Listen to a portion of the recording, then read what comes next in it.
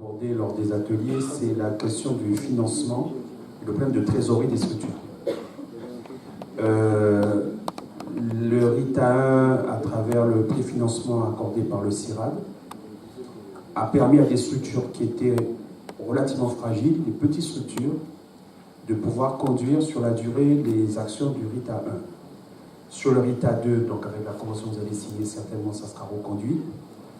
Et c'est un élément très très important de pérennisation de l'action de ces petites structures. Nous, en Guyane, nous n'avons pas de gros instituts techniques, ce sont des structures d'accompagnement qui ont ajouté souvent dans leur champ d'action l'expérimentation.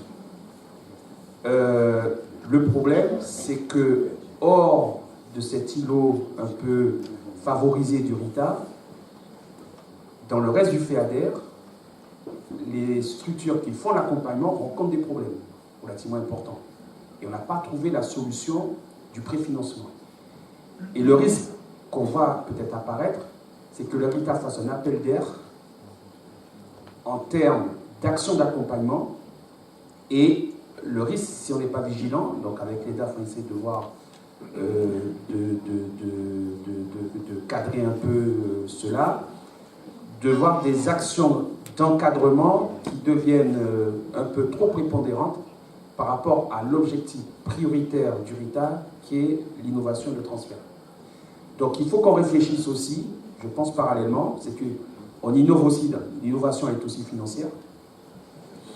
Il faut qu'on voit aussi, dans le cadre du FEADER, des autres volets du développement de l'agriculture, le problème du préfinancement des structures. Et c'est très très important. Pour les agriculteurs aussi. Le problème de préfinancement est un problème global sur l'ensemble des fonds publics. Hein. Les fonds, il faut les avancer, et c'est toute la difficulté. Et ça va être le challenge de Mayotte. Hein.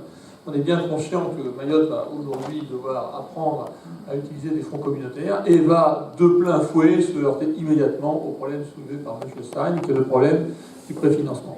Alors, il n'y a pas de solution miracle, hein, sinon ça se saurait. Il y a un panel de différentes solutions. On a le CIRAD, hein, qui, dans le cas des RITA, peut, dans certains cas, préfinancer. C'est ce qu'il a fait déjà. C'est ce qu'il pourra, au cas par cas, continuer à faire. On a eu, pour certains agriculteurs, il y a toujours la solution des banques, mais on connaît la frilosité du secteur bancaire à parfois accompagner l'agriculture, et en particulier en Guyane. C'est un problème très, très prégnant, et je suppose qu'à Mayotte, sans bien connaître la situation, je suppose que ce sera pareil.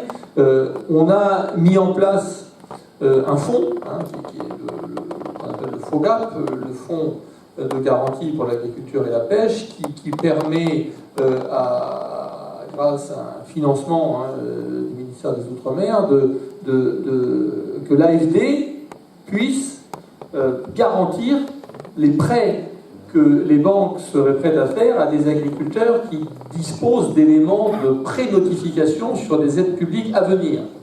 Alors ce fonds a été récemment amélioré, puisqu'il a été notifié à Bruxelles. Il permet, donc c'est une aide acceptée, qui n'émarge pas sur le de minimis, et qui permet à un coût assez raisonnable, puisque c'est un coût équivalent à l'utilisation du fonds qu'on appelle le fonds d'homme, donc juste 0,6%, ça reste raisonnable, de garantir à la banque que, ce qui rassure évidemment la banque, que si l'agriculteur fait défaut, eh bien le fonds pourra remplacer l'agriculteur qui ferait défaut, mais on est limité, évidemment, parce que sinon c'est pas conforme aux règles communautaires, on est limité à 80% du prêt. On ne peut pas garantir plus de 80% du prêt, c'est la règle, sinon c'est pas conforme aux règles communautaires. Donc c'est l'ensemble de ces outils qu'il faut essayer de mettre en place, et on est bien conscient de la difficulté, en particulier pour le fonctionnement des OP. Voilà, c'est un petit peu le panel des solutions que je vois sur ce problème important du préfinancement. Monsieur, non ? Pour compléter, c'est simplement pour dire que l'un des facteurs de réussite du RITA, ça a été aussi cette solution trouvée pour le préfinancement. C'est un des facteurs de réussite, et qui va aussi contribuer à la réussite du RITA 2. juste pour compléter, l'ensemble de vos solutions que vous évoquez, j'en ai fait le tour à La Réunion en tout cas, et je vous invite à regarder le FOGAP parce que les structures associatives, c'est impossible. Pour m'être approché de la BPI, de l'AFD, du Crédit Agricole, je les ai toutes faites. Eric Geoffroy dans la salle en est témoin. Moi en tout cas, oui, effectivement, je tiens à souligner, c'est qu'un des facteurs de réussite de Rita 1, c'est que le CIRAD ait joué le jeu. Que le CIRAD ait joué le jeu en termes de trésorerie, sinon on ne serait pas là aujourd'hui et la moitié des actions qui ont été réalisées n'auraient pas vu le jour. C'est évident. Aujourd'hui, il faut effectivement, allons innover parce qu'il faut trouver d'autres systèmes sur des structures souvent qui ont très peu de fonds propres, qui sont des structures où des agriculteurs se regroupent, donc des associations généralement. Les banques n'aiment pas, les associations loi 1901, je vous le dis tout de suite, elles n'aiment pas du tout. Voilà, donc c'est un vrai cri d'alarme, non pas que pour les instituts techniques, mais c'est l'ensemble des organisations professionnelles agricoles. Oui, Michel Eddy, le président directeur général du CIRAD. D'abord, je voulais m'excuser de mon arrivée un peu tardive pendant le séminaire. Donc, vous imaginez que j'ai pu avoir quelques contraintes, mais je suis très heureux d'être là. Alors, pour le coup, la question qui est posée là me donne l'occasion de dire quelques mots. Donc, oui, je confirme absolument que ce qui a fait un des éléments du succès de Rita 1 et qui a la capacité, du fait de son statut d'EPIC sans agent comptable pour le CIRAD, de faire cette ingénierie financière qui permet d'accompagner tous les acteurs du réseau Rita, le principe pour qu'on en convienne pour le Rita 2 de cette capacité à continuer à faire du préfinancement, nous continuerons à le faire, bien sûr. On a tous conscience que c'est un élément important et nous le font d'autant plus que sous l'autorité du ministère de l'Agriculture, c'est un des éléments évidemment de la contractualisation que nous avons mis en place. Je veux juste à ce stade-là quand même partager avec vous l'idée que le Rita 2 introduit un changement par rapport au dispositif du Rita 1, puisque nous savons que les autorités déléguées maintenant à la gestion des fonds européens ont basculé de l'État aux collectivités territoriales, et que cela nous engage collectivement dans une responsabilité qu'il faut que nous partagions. La trésorerie du CIRAD n'est pas une banque qui fait des prêts. Et donc, en tant que PDG du CIRAD, je suis soumis à une obligation qui est d'assurer la pérennité de mon institution et à faire sur ces questions-là une analyse de risque financier. Et donc, là-dessus, j'appelle à la responsabilité collective, et je sais pouvoir compter sur tout le monde.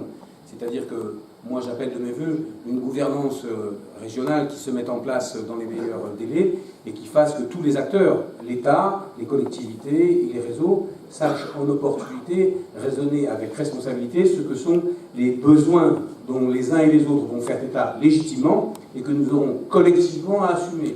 Et en tout cas, moi, je ne prendrai les décisions de préfinancement qu'après avoir eu l'assurance de la part du pilotage régional que, évidemment, les risques, nous les partageons et que nous pouvons les assumer. Donc, oui, je l'affirme, oui, je le confirme, ce préfinancement pourra se mettre en place. Oui, mon souhait, c'est aussi que le pilotage régional efficace et tel que nous le souhaitons tous se mette en place au plus tôt pour que nous en partagions les éléments de responsabilité d'analyse. Voilà.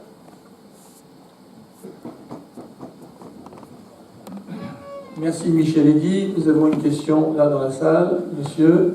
Oui, bonjour, Ben Céleste, directeur général adjoint du développement économique de la Guadeloupe, région Guadeloupe. Pas une question, mais je profite aussi de l'intervention du président de CIRAD.